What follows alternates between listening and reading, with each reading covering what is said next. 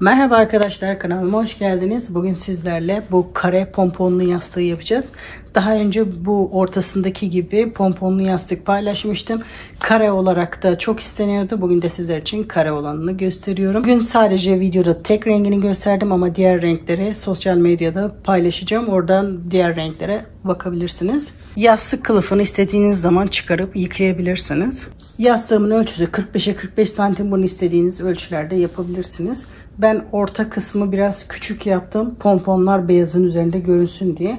Orta kısmı biraz daha büyütüp renkli kısmı biraz daha büyük yapabilirsiniz. Umarım bu kare yastığı da beğenirsiniz. Kanalıma hala abone değilseniz kanalıma ücretsiz abone olabilir. Zili açarak sıradaki videolardan anında haberdar olabilirsiniz. Yaklaşık böyle bir yastık için ne kadar ip gitti onu video sonunda detaylı bir şekilde anlattım. Bu yastığa yaklaşık olarak ne kadar ip gittiğini video sonunda anlattım.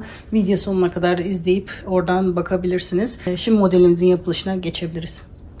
Bu modeli yaparken bu marka ip kullandım. Yurt dışında yaşadığım için yabancı marka ip kullanıyorum. İpimin özelliği %100 akrilik. Normalde 5,5 mm tığ önerisi var. Ben 6 mm tığ kullandım. 454 gramda 740 metre ip varmış. Bu modeli yaparken istediğiniz ipleri de kullanabilirsiniz. Modeli gösterirken akrilik ip kullandım ama bunu koton iplerle de yapabilirsiniz. İstediğiniz herhangi bir ipi değerlendirebilirsiniz. Genelde iplerin arkasında tığ önerisi yazar. Siz de kullandığınız ipin arkasına bakarak orada önerilen tığ numarasını kullanabilirsiniz. Bundan 5,5 mm tığ diyordu. Ben 6 mm daha elime yatkın olduğu için 6 kullandım. Ama 5 de kullanılabilir. Bu modeli yaparken bu şekilde bir pompon aparatı gerekecek.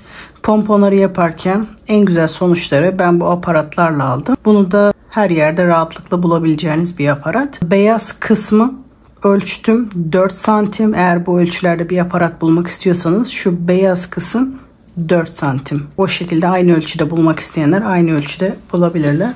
İlk önce bu orta kısmından başlayacağız. Daha önce bu modeli hatırlayanlar şu orta kısmından büyük yuvarlak pompon yastık yapmıştık. Şimdi modele sihirli halka yaparak başlıyorum. Orta parmağımdan önden arkaya dolayarak birleşim noktasından tutuyorum. Bu sardığım ipin altından beri tığımı geçiriyorum. İpi alıyorum. Bir zincir çekerek ipimi burada sabitleştiriyorum. Bu benim yaptığım sihirli halka. Farklı tekniklerde de yapılabilir. Ya da zincir çekerek de başlayabilirsiniz. 3 zincir çekerek sıraya başlıyorum. Bu ilk çektiğim zincirle birlikte toplam 3 zincir oldu. Bunu ilk trabzan olarak sayıyorum ve toplamda halkamın içine 12 adet trabzan yapıyorum. İkili trabzan. 3 4 5 6 7 8 9 10 11 ve 12. Halkamı iyice sıktırıyorum. Hiç boşluk kalmayacak şekilde. Burada ilk yaptığım trabzanın tepesine batarak iz sürme yaparak sıramı birleştiriyorum. Şimdi ikinci sıraya başlıyoruz. İkinci sırada da ilk trabzan yerine 3 zincir çekiyoruz. Yani bu trabzanın tepesine batmış oluyoruz. Bir seferde bu trabzanın arkasından beri bu şekilde bir trabzan yapıyoruz. Hem bu şekilde çoğaltmış oluyoruz hem de kabarıkları oluşturmaya başlıyoruz. Sıradaki trabzanın tepesine batıyorum. Bir sefer tepesine batıyoruz. Bir seferde trabzanın arkasından bu şekilde trabzan yapıyoruz. Sıradaki trabzanın tepesine batıyorum. Ve bir seferde arkasından dolayarak yapıyorum. Bir sefer daha gösterip sıra sonuna kadar bu şekilde yapalım. Sıradaki trabzanın tepesine batıyorum. Aynı trabzanın arkasından da bir trabzan yapıyorum. Yani her trabzanda 2 trabzan olmuş oluyor. Bir tepesine batarak bir arkasına batarak bu şekilde 2 trabzan oluyor ve çoğaltma işlemlerini de orada yapıyoruz. Sıra sonuna kadar bütün trabzanların üzerine aynı işlemi yapalım. Sonuncu trabzanın tepesine battım. Şimdi bir seferde arkasına batarak yapıyorum ve sıramı birleştiriyorum. Şimdi yeni sıraya bu trabzan tepesine batınca buraya kadar gelmiş oluyorum. Şimdi 3 zincir çekerek tekrar yeni sıraya başlıyorum. Aynı şekilde şimdi bu kabarıkların üzerinde bu aşağıda yaptığımız işlemi yapacağız. Şimdi her sırada buralarda çoğaltma olacak. Şimdi ilk trabzan bu. Bu trabzan tepesinde bir trabzan yapmış sayılıyorum. Şimdi ikinciyi arkasından beri bir trabzan yapıyorum. Çoğaltmalar hep aynı yerde olacak. Bu kabarıklıklar hep aynı yerde olacak. Şimdi aşağıda çoğaltma yaptığımız trabzana bakın, ikisinin arasında bir trabzan var. Onun normal bir trabzan yapıyoruz. Sadece bir trabzan yapıyoruz. Başka bir işlem yapmıyoruz. Bakın şu anda kabarıklık olan yere geldik. Burada tekrar çoğaltma yapıyoruz. Bir tane tepesine batıyoruz. Bir seferde tekrar arkasından beri yapıyoruz. Bu şekilde çoğalıyor. Bakın arada bir trabzan vardı. Şu anda iki trabzan oldu. Bu her sırada birer tane çoğalacak. Şimdi bu aradaki trabzanın üzerinde bir trabzan. Bakın kabarıklık olan trabzanın tepesine bir tane, arkasından da bir tane yapıyoruz. Aradaki trabzan tepesine bir tane, trabzan tepesinde bir tane ve arkasında bir trabzan yapıyoruz. Bu şekilde sıra sonuna kadar sıramızı tamamlıyoruz. Sıra sonuna kadar yapalım. Sıra sonuna kadar geldim. Bu trabzan tepesinde hem çoğaltmayı hem de kabarıklığı yaptım. Bu zincir bu trabzan tepesindeki trabzan sayılıyor. Bu trabzan tepesine henüz bir şey yapmamış görünüyor şu anda. Bu trabzan tepesine de bir trabzan yapıyorum. Aynı diğer sırada yaptığım gibi sıramı burada birleştiriyorum. Bu trabzan tepesine gelmiş oluyor ve buradan da başlamış oluyorum bu şekilde. Aynı diğer sıralarda yaptığımız gibi 3 zincir çekerek yeni sıraya başlıyorum ve trabzanın arkasından beri bir trabzan yapıyorum. Bu şekilde çoğaltma işleminde yapmış oluyoruz. Şimdi arada 2 trabzanımız oldu. İkisinin üzerine de birer tane trabzan yapıyorum. Bir, ikinci trabzanın üzerine de bir trabzan. Şimdi burada çoğaltma işlemini yapıyoruz. Bir tane üzerinde, bir tane de arkasında. Arada tekrar 2 trabzan var. Bunların üzerine birer tane. Bu trabzanın üzerinde de çoğaltma işlemini yapıyoruz. Bir üzerine, bir arkasına. Bu şekilde sıra sonuna kadar yapalım. Sıra sonuna kadar geldim. Kabarıklığı yaptım. Şimdi aradaki trabzanları yapıyorum. Bakın bu trabzanın üzerine bir trabzan. Bu trabzanın üzerine de bir trabzan yapıyorum. Aynı diğer sıralarda yaptığım gibi bu şekilde birleştirmeyi yapıyorum. Tekrar 3 zincir çekerek yeni sıraya başlıyorum. Bu trabzanın üzerinde yaptığımız çoğaltma bir seferde arkasında yapıyoruz. Şimdi aralardaki trabzanların tepesine birer tane trabzan. Gördüğünüz gibi hep aynı yerden çoğaltmayı yapıyoruz. Bakın burada trabzan tepesinde bir trabzan, bir seferde arkasından beri yapıyoruz. Bu şekilde bütün sıralarda hep aynı işlemi yapıyoruz. Bakın bu kabarıklı olan yerlerde çoğalıyor. Bu şekilde battığımızda bu istediğimiz genişliğe kadar gelecek. Bakın hep aynı yerlerde çoğaltma yapınca bu yuvarlağımız büyüyor. Bunu bu şekilde büyütüyoruz. Toplamda 1, 2, 3, 4, 5, 6, 7, 8. Tekrar aynı işlemi göstermeme gerek yok. Aralarda birer tane, sadece bu kabarıklık olan yerlerde çoğaltma yapıyoruz. Bu şekilde sıralarımızı tamamlayarak toplamda 8 sırayı yapıyoruz. Ondan sonra bu beyaz kısma geçebiliriz. Toplamda 8 sıra yaptım. Sıra sonuna kadar geldim. Aynı normal sıralarda birleştirdiğim gibi birleştiriyorum. Bir zincir çekerek ipimi burada kesiyorum. Şimdi ikinci renge başlıyoruz. Bir zincir çekerek başlıyorum. Şimdi köşelerden başlayacağım. Bu çizgilerin olduğu yere köşe denk getireceğim. Burada ipimi sabitliyorum. Toplamda 5 zincir çekerek başlıyorum. 1 2 3 4 5. Köşelerde bu şekilde 2 tane trabzan yapacağım. 3 sefer doluyorum. Bu ilk trabzanım yerine sayılıyor. Şimdi ikinci trabzanı yapıyorum boşlukta. Aynı boşlukta yapıyorum. Sırasıyla doladıklarımı, en son ikisini birlikte. Kare oluşturmak için bu köşeleri daha uzun yapıyorum. Şimdi 2 sefer doluyorum. Bakın sıradaki trabzanın arka tellerine. Bu şekilde direkt tepelerine batabilirsiniz.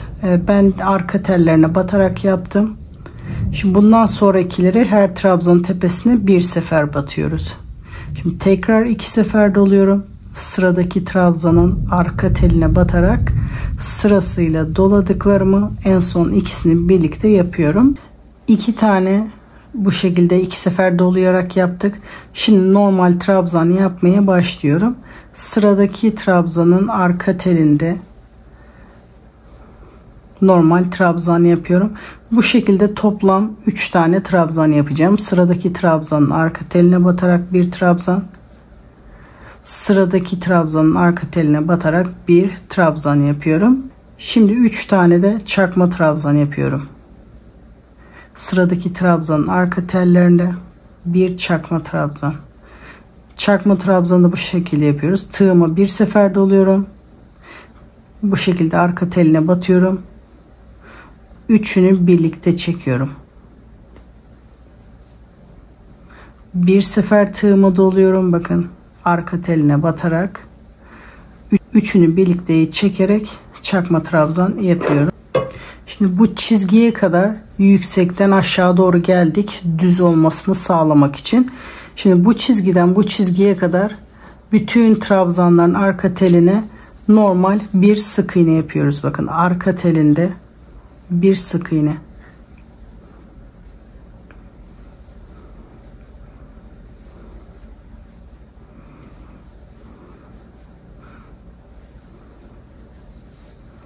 Son sık iğneyi de yapıyorum. Bu trabzanın üzerinde çakma trabzan yapmaya başlayacağım. Şimdi burada yaptığımız aynı işlemi tersinden buraya doğru yapacağız. Burası köşe olacak. Şimdi buradan başlayıp köşeye doğru bu kısmı yapacağız. Bakın burada çakma trabzanla bittik. Çakma trabzanla başlayacağız. Şimdi sizlerden ricam, buraya kadar videoyu izlediyseniz şu anda videoyu durdurup videoya bir like atarsanız sevinirim. Like atan arkadaşlara da teşekkür ederim. Aşağıda bir parmak işareti var. Oraya basarak beğeni yapabilirsiniz. Şimdi bu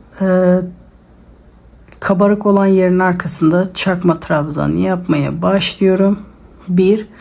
Burada 3 tane çakma trabzan yapmıştık. Şimdi burada da 3 tane çakma trabzan yapıyoruz. 1 2 ve 3. çakma trabzanı yapıyoruz. Şimdi burada normal 3 tane normal trabzan yapmıştık. Şimdi 3 tane normal trabzan yapıyoruz. 1 2 ve 3. Şimdi bu 2 tanenin üzerine de 2 sefer dolayarak yapıyoruz. Sıradaki trabzanın arka telinde 2 sefer doladıklarımızı, en son ikisini birlikte. Tekrar 2 sefer doluyorum. Bakın sıradaki trabzan tepesinde sırasıyla doladıklarımı, en son ikisini birlikte. Şimdi köşeye kadar geldik. Köşe işlemini yapıyoruz. Burada köşenin yarısını yapmıştık. Şimdi bu sefer tığıma 3 sefer doluyorum. Bakın bu çizginin üzerindeki trabzanın arka telinde 3 sefer doladıklarımı, en son ikisini birlikte. Tığımızı 3 sefer doluyoruz. Tekrar aynı boşlukta yapıyorum. Sırasıyla doladıklarımı, en son ikisini birlikte. Bu şekilde bu kenarı bitirmiş oluyoruz. Şimdi diğer kenara doğru başlıyoruz. Arada 2 zincir, sıradaki köşeyi buraya yapabilmek için. Şimdi aynı boşluk içerisinde tekrar 2 tane daha yapıyoruz. 3 sefer doluyorum. Aynı boşlukta tekrar trabzanımı yapıyorum. Sırasıyla doladıklarımı, en son ikisini birlikte. 3 sefer doluyorum. Tekrar aynı boşlukta sırasıyla doladıklarımı, en son ikisini birlikte. Şimdi bundan sonrası burada yaptığımız gibi 2 sefer tığımı doluyorum. Bakın sıradaki trabzanın arka teline batarak trabzanı yapıyorum. Şimdi bundan sonra bütün trabzanların tepesine birer tane batılıyor. 2 sefer doluyorum. Sıradaki trabzanın tepesine trabzan yapıyorum. Şimdi 3 tane normal trabzan, sıradaki trabzan tepesinde 1, sıradaki trabzan tepesinde 2, sıradaki trabzan tepesinde ve 3. Şimdi 3 tane de çakma trabzan yapıyorum. Sıradaki trabzan tepesinde 1 çakma trabzan, sıradaki trabzan tepesinde 1 çakma trabzan, sıradaki trabzan tepesinde 1 çakma trabzan. Şimdi bu çizgiden bu çizgiye kadar da sık iğne yapıyoruz. Arka tellerinde birer sık iğne.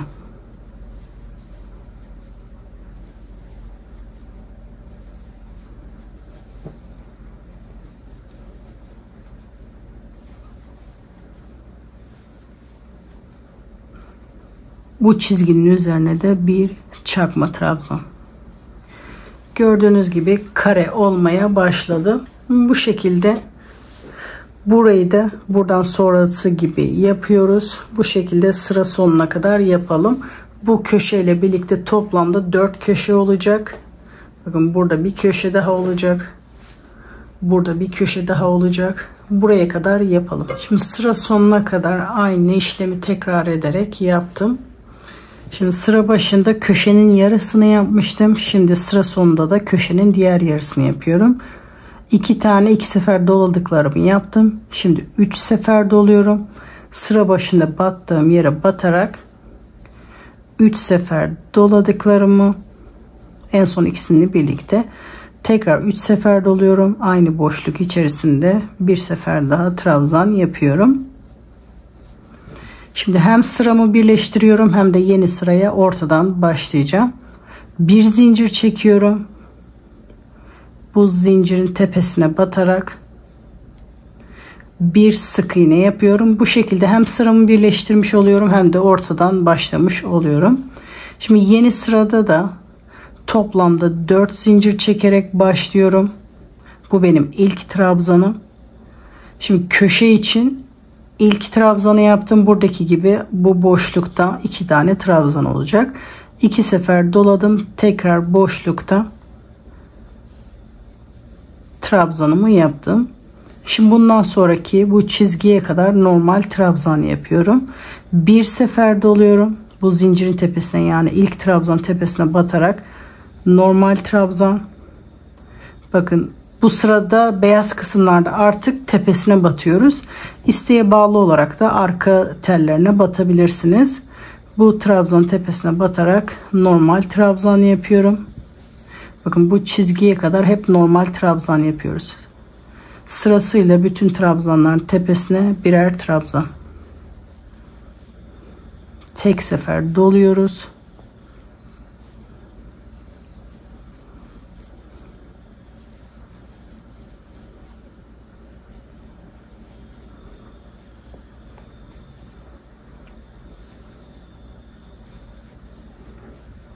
Sonuncu trabzan tepesine de bir trabzan yapıyoruz. Şimdi bu çizgiyi düzleştirmek için yapıyoruz bu işlemleri. Şimdi burada sık iğne yaptığımız bütün sık iğnelerin tepesine, yani bu çizgiden bu çizgiye kadar çakma trabzan yapıyorum. Bir sefer doluyorum. Sık iğnenin tepesine batarak üçünü birlikte çekiyorum. Bir sefer doluyorum. Sık iğnenin tepesine batarak Bu şekilde üçünü birlikte. Bir çakma trabzan yapıyoruz.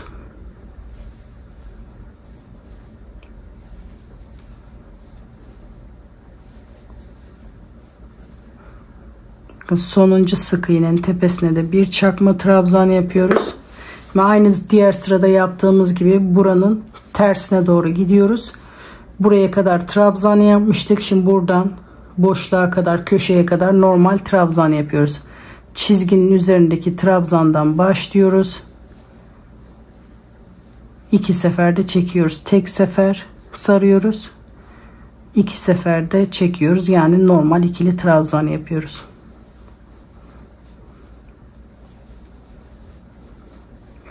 Köşeye kadar aynı bütün trabzanların tepesine normal ikili trabzan yapıyoruz.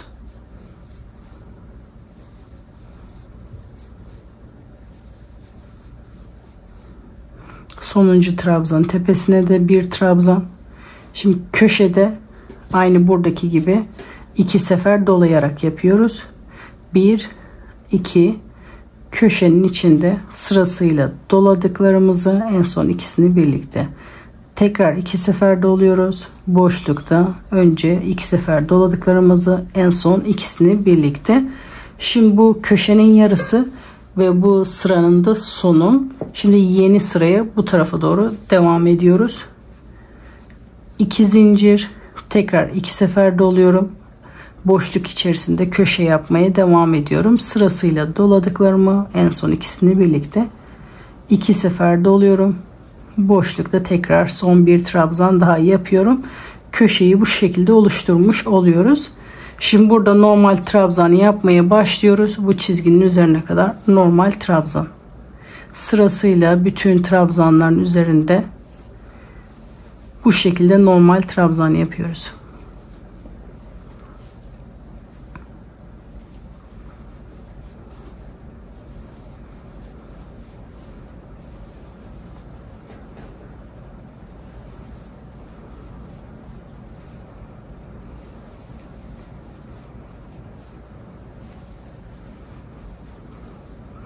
Son çizginin üzerine de son trabzanı yapıyoruz. Bu şekilde devam ediyoruz. Burada aynı burada yaptığımız gibi çakma trabzan, sonra normal trabzana başlayarak sıra sonuna kadar bu şekilde yapıyoruz. Aynı burayı tekrar ederek diğer kenarlarda yapalım. Sıra sonuna kadar yapalım. Şimdi sıra sonuna kadar geldim. Şimdi son köşenin diğer tarafını yapıyoruz. 2 sefer doluyorum. Boşlukta 2 trabzan daha yapıyorum. Tekrar aynı boşluk içerisinde 2 trabzanı yaptım. Bir zincir çekiyorum. Bu zincirin tepesine batarak bir sık iğne yapıyorum. Şimdi yeni sıraya başlıyoruz. Artık bu sırada ve bundan sonraki sıralarda hepsinde normal trabzan yapıyoruz. 3 zincir, tekrar boşluk içerisinde bir trabzan, normal ikili trabzan. Bakın bu sırada hep ikili trabzan yapacağız. Zincirin tepesine bir trabzan. Sırasıyla bütün trabzanların üzerine birer tane trabzan yapıyoruz.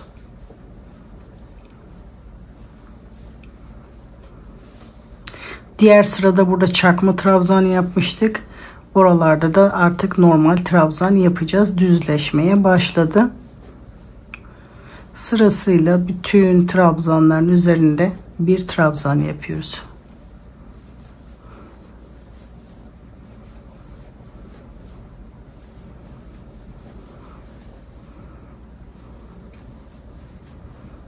Bakın çizginin oraya kadar geldim. Sırasıyla diğer trabzanların üzerine de birer trabzan yapıyorum.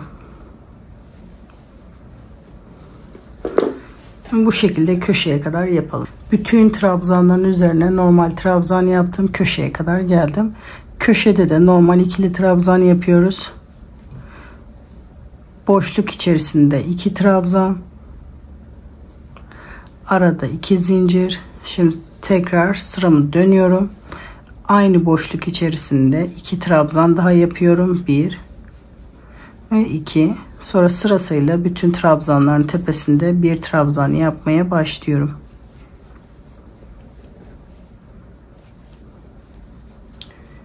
Bu şekilde bütün trabzanların üzerine trabzan yapıyoruz. Köşeyi de aynı buradaki gibi yapıyoruz. Bütün kenarları yapalım. Bu başlangıç noktasına kadar yapalım. Sıra sonuna kadar geldim. Son köşenin diğer yarısını da yapıyorum. Normal trabzan yapıyorum. Köşede 2 tane. Şimdi sıramı birleştiriyorum. Bir zincir çekerek zincirimin tepesine, yani ilk trabzan saydığımız yere batarak bir sık iğne yapıyorum. Şimdi artık bundan sonraki sıraları hep aynı yapıyoruz. 3 zincir, tekrar aynı boşlukta bir trabzan, bu köşe için. Şimdi sırasıyla bütün trabzanların tepesine bir trabzan yapıyoruz.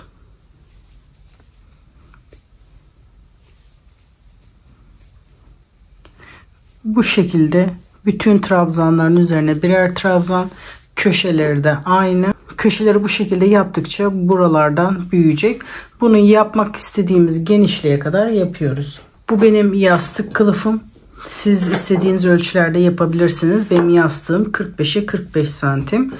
Bu motifimi tam ortaya yerleştirdiğim zaman bunu bu yastığın kenarına gelecek şekilde şurada biraz mesafe bırakacağız. O büyüklüğe kadar büyütüyoruz.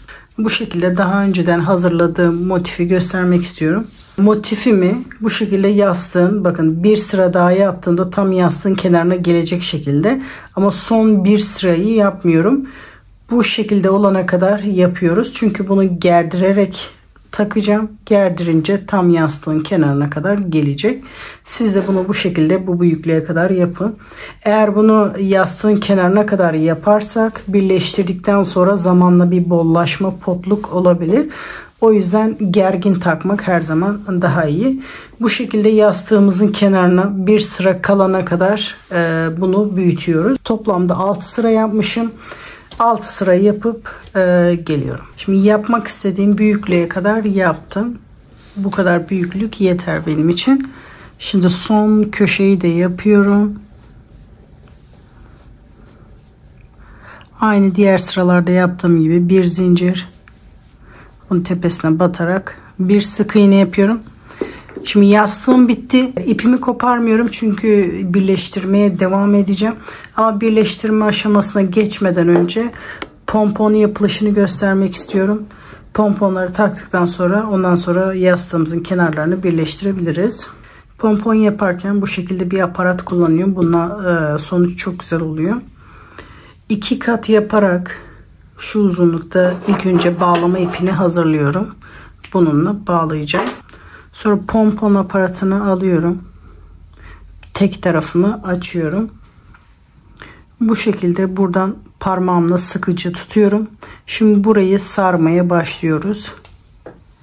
Pompon yaparken önemli olan nokta, sırasıyla bir tarafı böyle çok dolayıp bu tarafa geçmiyoruz.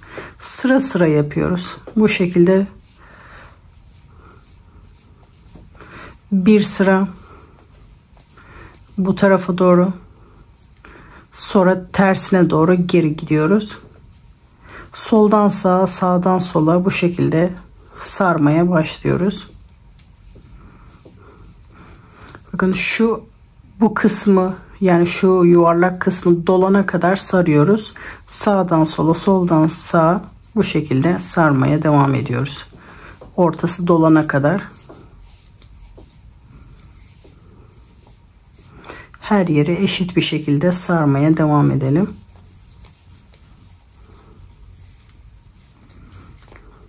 Bu orta kısmı iyice dolana kadar.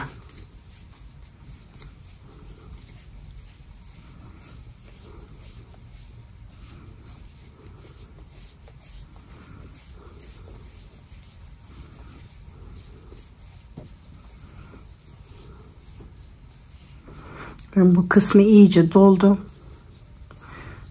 Şimdi bu tarafı kapatıyorum. Sonra diğer tarafı açıyorum. Şimdi bunu aynı şekilde doluyoruz. Ortası dolana kadar bunu da sarıyoruz.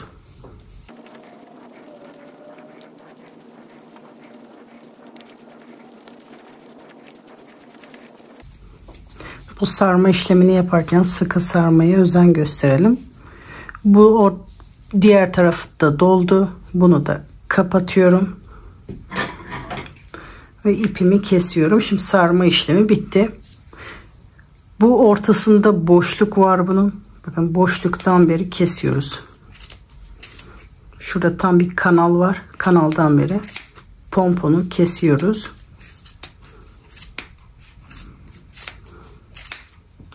Şu anda ortada boşluğumuz oluştu. Bu daha önceden ortadan katladığımız 2 katla düğüm atıyoruz. Çünkü tek katla kopuyor. Bu tam bu gördüğünüz kanalın oradan beri ipimi geçiriyorum. Bakın iyice sıkıştırıyorum. 2 sefer sıkı düğüm atacağız. Şu anda tam ortadan düğüm atıyoruz. Bir sefer attım.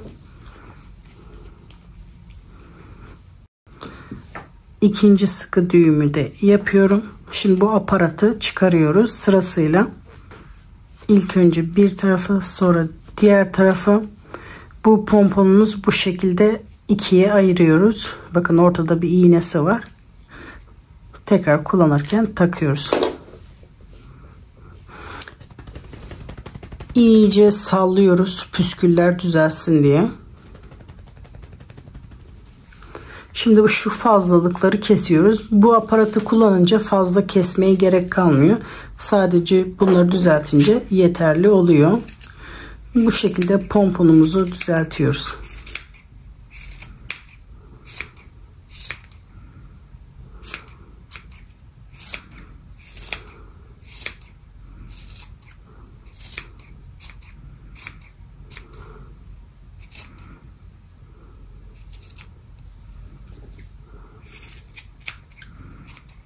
Gördüğünüz gibi çok kesmeye gerek kalmadan pomponumuz hazır. Gördüğünüz gibi çok fazla ip kesmiyoruz. Bu şekilde toplamda 12 adet pompon hazırlıyoruz. Şimdi benim pomponlarım hazır. Sadece tek tarafa pompon ekleyeceğim. İki tarafa eklemeyeceğim. Şimdi tam bu çizgilerin tepesine, aynı yuvarlak yastıkta nasıl bunların tepesine eklediysek bunda da öyle yapacağım. Şimdi ortadan ikiye ayırıyorum iplerimi.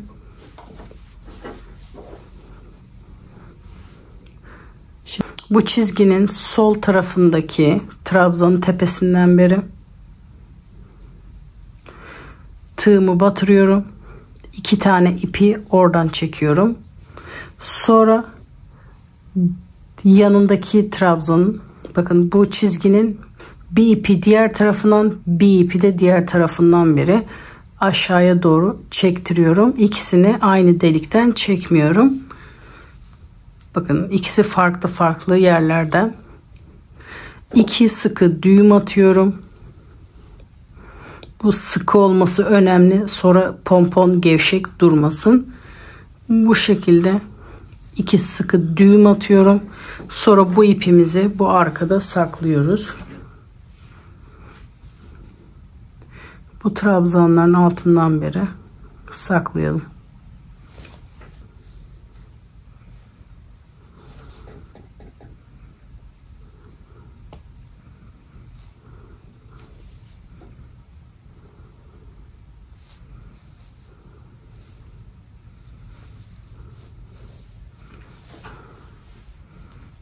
Sonra fazlalık ipi kesiyoruz.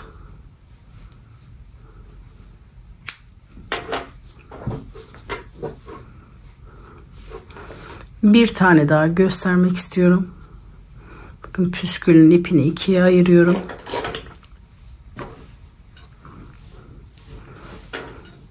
Bakın çizginin bir tarafında trabzan tepesinde tığımı geçiriyorum. 2 tel ipi oradan çekiyorum. Sonra bu çizginin diğer tarafında tığımı geçiriyorum. Bu ipi de oradan çekiyorum. 2 sıkı düğüm atıyorum.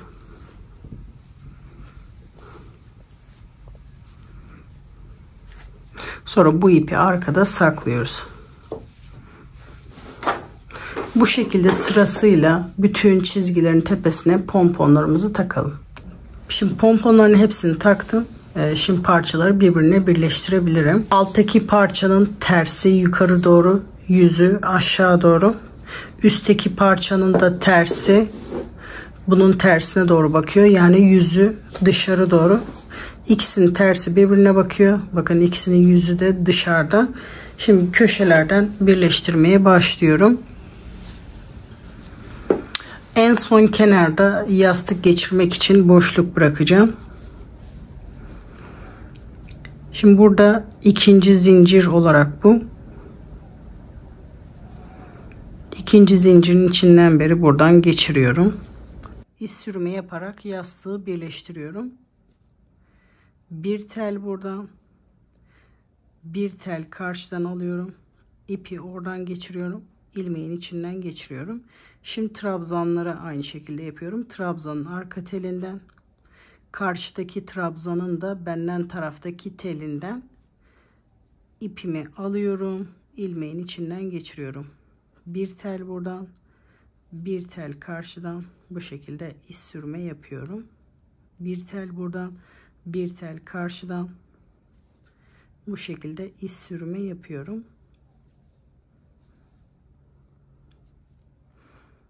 Sırasıyla bütün trabzanların tepesine batarak bu şekilde iz sürme yaparak birleştiriyorum.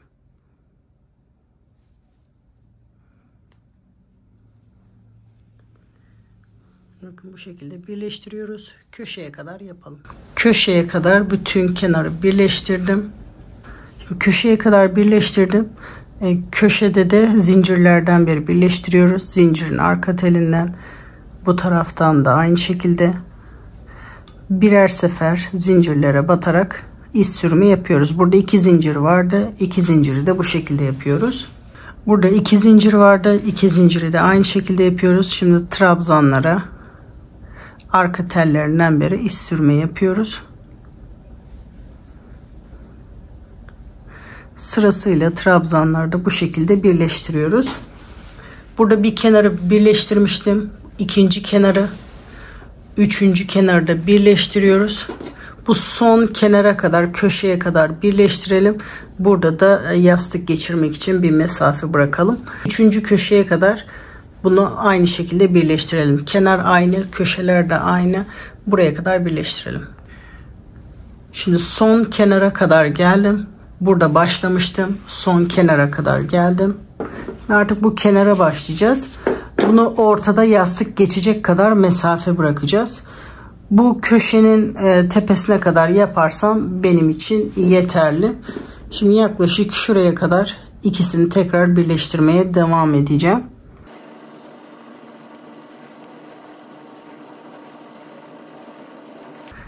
Şimdi 10 tane birleştirdim buraya kadar. Şimdi bu ortasını tek olarak devam edeceğim. Buraya kadar çift olarak birleştirmiştim. 10 tane yaptım. Bu sayı fark etmiyor. Böyle yastık geçecek mesafe bırakmak gerekiyor ortada. Şimdi bundan sonra tek olarak devam ediyorum.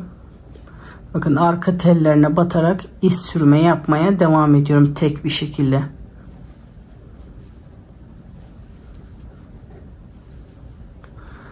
Bunu da bu tarafta burada ne kadar mesafe bıraktıysam burada da aynı mesafe kalana kadar tek olarak buraya kadar yapıyorum. Şimdi aynı mesafeye kadar tek olarak yaptım. Şimdi bundan sonrasında çift olarak birleştirmeye devam edeceğim. Sırasıyla arka tellerinden birleştirmeye devam ediyorum. Buradan sonrasında çift olarak devam ediyorum. Bunu da sıra sonuna kadar bu şekilde çift olarak devam ediyorum. Bunu da bu köşeye kadar birleştirelim böyle. Bu tarafı da köşeye kadar birleştiriyoruz. Köşeye kadar geldim. Son köşede de bir sefer yapıyorum. Bir zincir çekerek ipimi burada kesiyorum. Sonra bunu yastığın içine doğru çekerek içinde saklıyoruz. Şimdi tersine çeviriyorum. Az önce bu tek parçaya iz sürme yapmıştık. Şimdi bu tarafa da iz sürme yapıyoruz ki esnemeyi önlemek için. Bunu yapınca burada esneme olmuyor. İpimi alıyorum. bir zincir çekerek başlıyorum.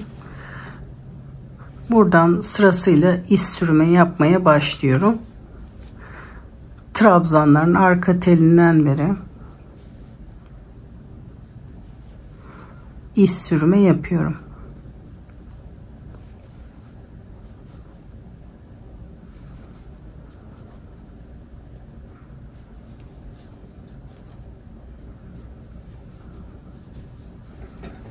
Bu şekilde bu tarafı da buraya kadar iz sürme yapalım.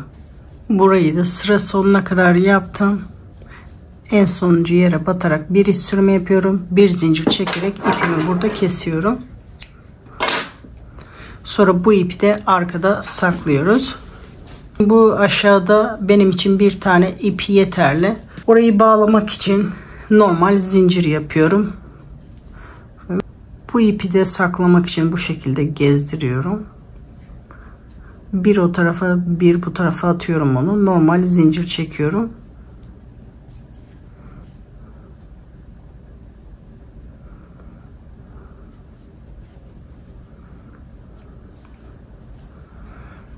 Bu şekilde de bu ipi saklamış oluyoruz. Sonra normal zincir çekiyorum. Bir sayı yok. Burada düğüm atabilecek kadar uzunlukta yaparsak yeterli. Şimdi zincirimi hazırlıyorum. Şimdi bu kadar uzunluk benim için yeterli.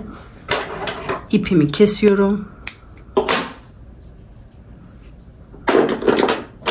Sonra bu diğer ucu da bu zincirin içinde saklıyoruz.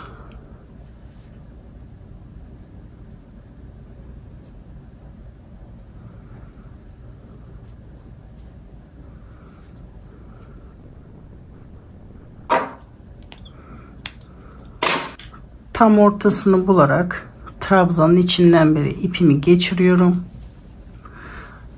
Tam ortasını bulduktan sonra bu tarafta sıkı bir düğüm atıyorum.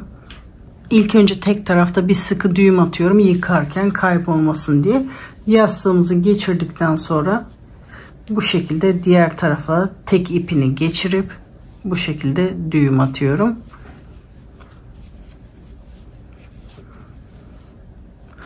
Dilediğiniz zaman, yıkamak istediğiniz zaman açıp yastığınızı çıkarıp yıkayabilirsiniz. Bu şekilde yıkanabilir yastığımız hazır. Şimdi bunu yastığın üzerine takıp size bitmiş halini gösteriyorum. Yastığın bitmiş hali bu şekilde arkadaşlar. Yapılışı çok kolay. Umarım sizler de izlerken keyif almışsınızdır. Bu pomponların her birine yaklaşık 15 metre ip gitti. 12 tane pompon var. Sadece pomponlara 180 metre ip gitti. Bu ortadaki yuvarlaklar için de her parça için 60 metre ip gitti. 60, 60, 120, 180 metrede pomponlara gitti. Yaklaşık 300 metre bu sadece hardal sırası olan kısmına gitti. Açık renk olan kısma da yaklaşık 280 metre kadar ip gitti. Bu 45'e 45 santim olan ölçüde. Ama bu farklı iplerde de değişiklik gösterebilir. Bu kullanacağınız ipe, tığa, yapacağınız yastık ölçüsüne göre bu gramajlarda değişiklik gösterebilir. Ben bu modeli farklı renklerde, farklı iplerde denemeye çalışacağım. Bitince sosyal medyada paylaşacağım.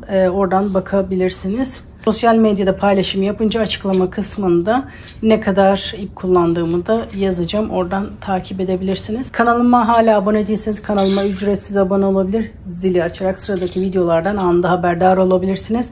Videoma destek için beğen ve yorum yapmayı unutmayalım. Sıradaki videolarda görüşmek üzere. Hoşça kalın.